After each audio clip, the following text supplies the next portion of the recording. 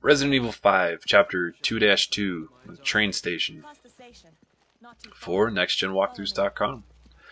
Professional difficulty with a clean save file and no upgraded guns or infinite ammo or anything like that from the previous time.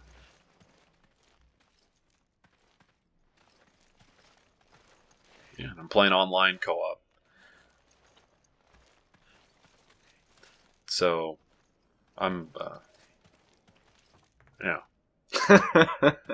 off to a great start for the voiceovers tonight. So, this part can be kind of hard. There's going to be a couple dogs running around this corner. You shoot that mine right as they walk underneath the laser wire. And then just run forward, hit that second mine, and then jump up on these 2x4s. And then one person should focus on shooting the guys that are up above. Whoever has the sniper rifle should work on taking them out. And then the other person with the shotgun should be killing all the dogs down below.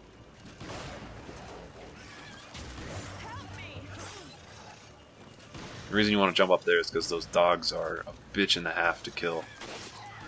Then it's a lot easier to avoid them when you're standing on these piles of wood. They can't jump that high? They can, but it's slow. Like it takes them a second to like jump up there. They get kind of stuck and can't figure out what to do. So you can just blast them in the face while they're trying to get you? Yes. Very nice. Blast dog faces, your favorite thing to do. Red rockets. Red rocket. Exactly. So yeah, this I don't know if I said nextgenwalkthroughs.com, but I'll say it a couple more times. Do you think like you'd ever come across a zombie dog like humping something? Wouldn't that be funny? They put like dog mannerisms in the game. Yeah, I don't know. That would be funny. Or like you can toss a bone and he goes running the other way, and that's like his weakness. Or a stick or a tennis ball or something like that. Yeah. Yeah. I mean, you can sell antique clocks in this game. Why can't you play fetch with the infected dogs? Have we already made the Antiques Roadshow joke for collecting clocks? Probably. Probably. Okay. That might have been in the S difficulty. I mean, we are going S challenge. Doing voiceovers for this whole thing twice. Jokes will be reused. We don't know what's going on anymore. I know exactly what's going on. I've played through this game half a dozen times right now. Oh, I don't know what's going on ever. Oh. That's what I meant to say. Oh. Well, we can just tell that by the way that you talk. Yes. Oh, yes, sir. I struggle with English, even though it is my first language. Was that a British English accent? Yep. I'm British. So I got stuck with light bitch duties. Mainly because my partner is using the shotgun, and that's... and you're the bitch. And I am the bitch. And I'm out of the kitchen. So, you know. You know, that'll only offend about 4% of our viewers. Probably less than that. So this first guy is one of the tentacle head guys, and what my partner did is he shot him in the back of the knee, or you can just shoot him in the knee, but when they go down on their knees, yes, when they go down on their knees, if you walk behind them, you can do a neck snap move, which prevents the tentacle from spawning, which is really helpful. If you use a flash grenade, you can also kill the tentacle guys like right away with a flash grenade, but we didn't have any yet, so we did that little trick to make it a little bit easier. Yeah. So is this one of the scarier parts of the game? This is, it was scary like the first time. I mean, like any game or movie or anything, it's funnier or scary the first time you the first time you Right, played it, and right. then it gets it loses its appeal. So this that second guy that was down the tunnel on the left, he's one of the tentacle face guys too. Yes, this is pretty frightening the first time you play through, and this is like the only real innovative co-op part of the game that I could think of. And why is that?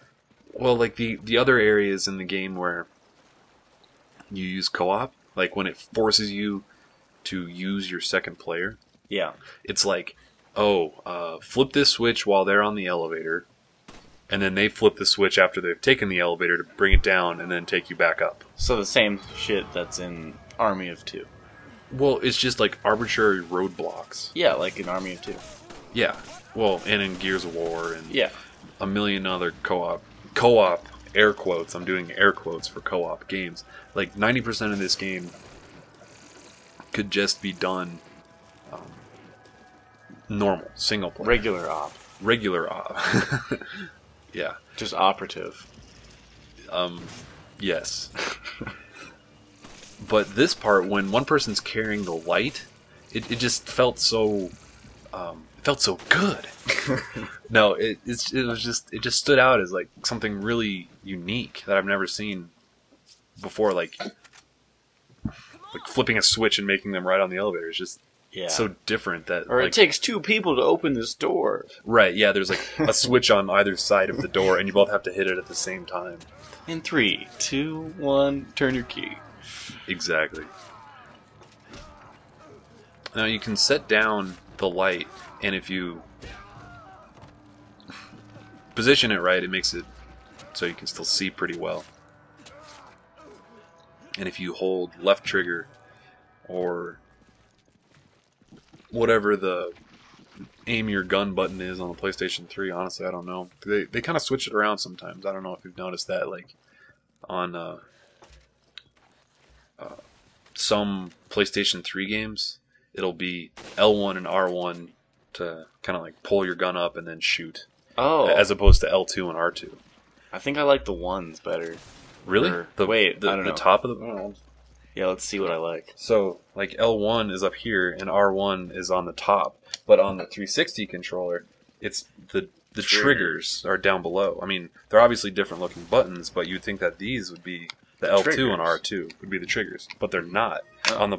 What Game are you referring to? Well, I know in Resistance 1, L1 was aim and R1 was shoot. Mhm. And I want to say that on Call of Duty it was the same way. But I'm not 100% sure on that. Hmm. But for some reason, I just remember a lot of the games being... Well, the controls were different. It took me some getting used to because I've been playing so many 360 shooters. Anyway, so one person has to run forward and flip the second, or turn the second crank. And if you set that light down at the end of the tunnel, it'll make shooting the zombies that appear a lot easier for the co-op partner that has to stay back, because they'll get a really good view of the guys that are coming up. And after you both run through that gate, you get ambushed in this mine, and just run for the exit. Just try to ignore most of the people as you go by. It's a lot easier that way. back to the controller issue. Yeah. If developers just took your advice and made every button customizable, no problem. I've never understood why. Like, okay, I understand that some buttons are pressure sensitive.